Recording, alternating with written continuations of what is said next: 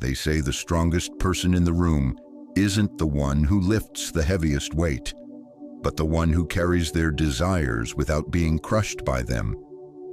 Desire, it's everywhere.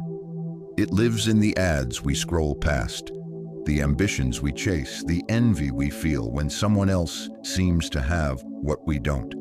It's not always loud. Sometimes it's subtle, a longing, a restlessness, a sense that something is missing, and if we're not paying attention, it takes over. Cleanthes, one of the early Stoic philosophers, left us with this line of timeless wisdom: "Let desire be a guest, not a master, for the hearth of peace is fed by self-restraint." Let's unpack that. When desire becomes the master, it rules every decision. We eat not out of hunger, but out of craving. We buy not out of need, but to impress.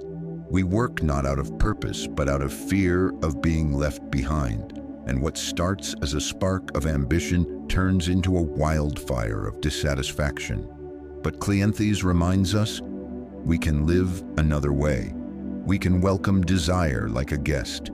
Allow it in, observe it, hear what it has to say. But remember, we set the boundaries, we decide when it leaves.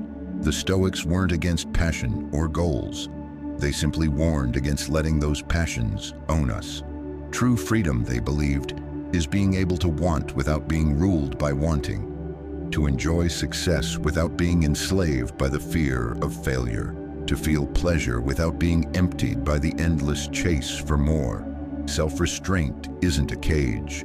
It's the open space where peace can breathe.